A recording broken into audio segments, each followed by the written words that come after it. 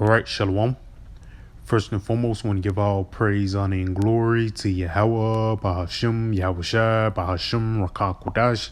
I want to give double honors to my apostles and elders, great millstone, who teach very well, where I learned this truth from. In salutation out there to the hopeful elect, continue to push this word in all truth, faith, and sincerity. And also, Shalom to all the men, women, and children who sincerely believe upon the words of Yahweh, Bahashim, Yahushua. And today I got an article from RT News. And it reads, the signs of de-dollarization are everywhere. And we already know what this going to lead to, man. The MOTB. When these devils is finna bring forth a new way of trading, bring forth a new way of buying and selling things, is going to be through a tiny device. Let's go ahead and start off with that in the book of Revelation 13th chapter. Because whether you people believe it or not, hey, it will still come to pass, man. It's not like the Lord is going to change prophecy just because a nigga don't believe. No, the Lord going to make it even happen even faster and even broader, man.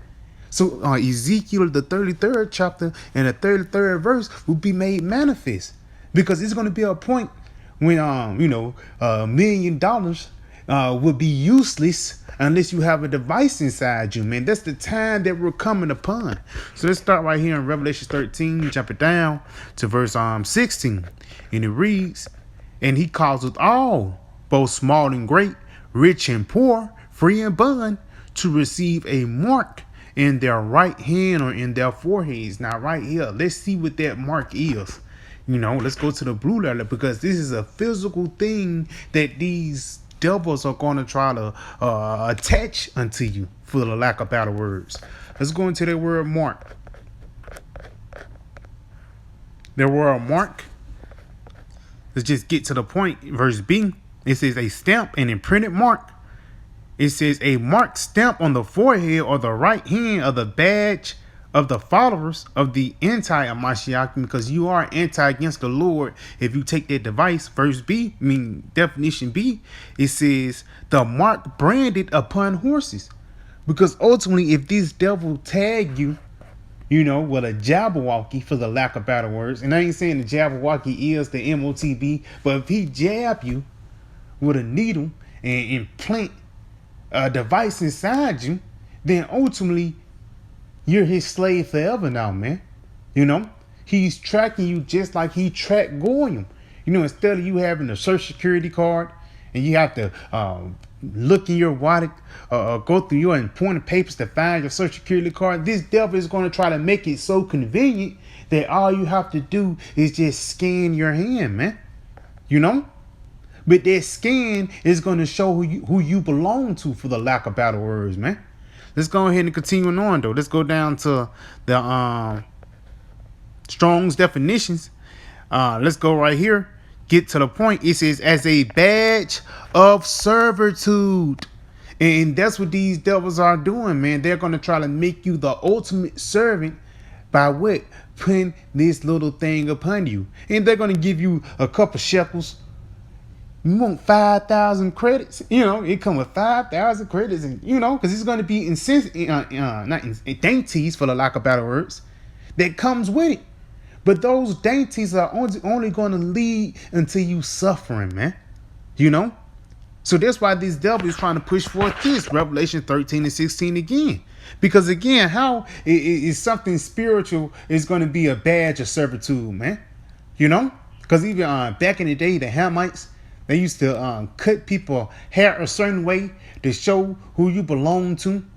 Back in the slavery days, they used to actually physically brand you to show who you belong to. Even when you work at a job, work at a restaurant, it's a certain uniform that you have to wear to show who you work for. Well, what the hell are you working at Camp D's and you got a Popeyes hat on, man? That don't make sense. That means you must not work here. But for the lack of better words, what these devils want to do, they want to mark you, or basically put a device inside you to show who you belong to. That's why these devils trying to push forth, be as you want and do as thou wilt. He throwing things in people's face different philosophies. So basically, you can just be so confused and so dumbfounded and so in this sheep mentality that you just gonna reach your hand out and take the device. So let's read this again one more time in Revelations 13 and verse 16. And he calls us all, both small and great, rich and poor, free and bond, to receive a remark in their right hand or in their foreheads, and that no man might buy or sell. So nobody will be able to buy or sell physically. Because again, the main incentive that this devil is going to try to use, or the main dainty that he's going to try to use by pushing forth this MOTB, is it comes with money. You know? Whether they say you want your reparations or anything like that. Let's read this again. And that no man might buy or sell, save he had the mark or the name of the beast or the number of his name. So you're not going to be able to live your everyday life unless you have this device inside you. Whether you get a direct deposit or whether you get a check every month, you want your taxes to come in, then ultimately he's going to want you to get this thing inside you. And it's all a build into it. Because these devils are gradually pushing forth a new way of buying and selling. Because even if you look at during the 1930s, I think that devil Roosevelt, if I'm not mistaken, he's the one that did away with the gold standard. And during the 1970s, this guy Richard Nixon, he did away with the silver standard. So basically, that's the devil weakening his dollar, for the lack of better words. And in modern day, the gold was like the gold and the silver are the real money, but the US dollar is not backed up by gold or silver. You know, again, you go back in 1930s, you have a $1 bill. It can be $1 worth of gold. A $20 certificate, $20 worth of gold. You know, you look at a bill back in 1922, it should say a silver certificate. But when you fast forward today, the certificates they give you today is nothing but FRNs. Because the dollar is not backed up by gold or silver, it's backed up by oil. That's why it's called the petrodollar. Let's read this real quick. The signs of de-dollarizations are everywhere. The major global economies are shifting. The clues are there for those who know where to look. So everybody is not messing with the petrodollar anymore. You know? Even let's say I give you 40 gallons of gold. 40 pounds of gold or 40 gallons of oil. Which one you think these people are going to choose? Because with that gold, you can buy oil then more. You know, let's continue on. Let's get just a little bit of these paragraphs. It says de-dollarization is increasingly making headlines, and you don't have to look hard to find examples. New sources of non-dollar finance are emerging. There are new bilateral agreements to trade and lend in currencies other than the US dollar. So they're putting the US dollar out of the loop of trading. Back when Trump was in office, he was putting tariffs on everybody. Basically putting taxes, trying to restrict different trades and things like that. Trying to force himself in there, for the lack of better words. But hey, now these people are ignoring it, man. They're making different agreements to go around and dealing with the US dollar, man. And the less people deal with the US dollar, the less valuable it becomes. That's why inflation has been a major talk in 2023. You know, let's go ahead and read a little bit more of this. It says new sources, new sources of non-dollar finance are emerging, and those new sources is going to be that MOTB. You know, those are one of the new sources that this devil is going to try to finance the NWO through. Because even you go to the year one, they're trying to make it a digital dollar. You know, it's not like they're just going to do away with money and they're just going to make the ultimate credit card by putting the credit card inside you, you know? It's going to be, you can't, no fraud no more, things like that. But ultimately, these devils are going to try to deceive you into taking it. Let's continue on. There are new bilateral agreements to trade in land and currencies other than the US dollar.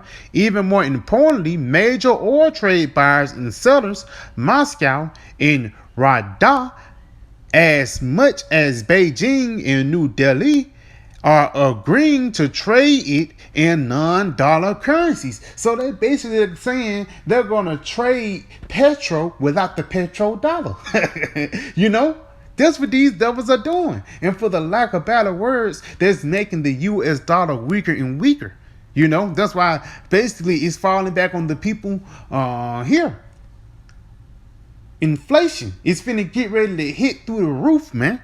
It says, continuing on, these deals are destroying one of the main pillars of dollar dominance since OPEC quadrupled and then doubled oil prices in the 1970s. Why? Because during the 1970s, when Richard Nixon was in presidency, he did away with the silver dollar or the silver standard and made what?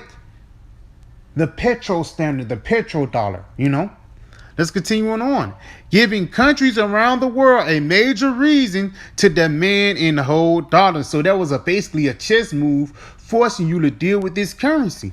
However, many analysts continue to write as if the dollar dominance remains intact. Of course, these agreements are based on all sorts of false assumptions. For instance, they claim the dollar will continue dominating until another country's currency replaces it. And what you think the BRICS nations are doing? But these devils lying to themselves, man.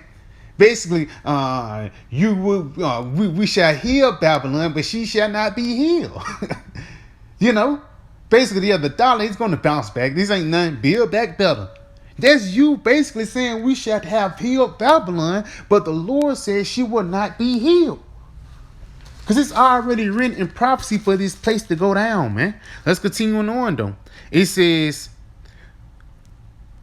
or that it will remain. It's like that, or it's like that, or that this will only happen if other countries pursue forms of internationalization that mimic that of the US dollar today. Basically having a global currency, a global dominance with buying and selling and trading. But you can see the BRIC nations are doing that. I did a video not too long ago about how the BRIC nations are merging one of the most top merging economies, but they're merging their economy to create a new way of buying and selling. And they're going to do it digitally, and there's going to be a digital thing that's going to go inside you, man. You know? But again, in order for that to happen, the US dollar must crash. Let's go ahead and get this in Zephaniah. Let me see.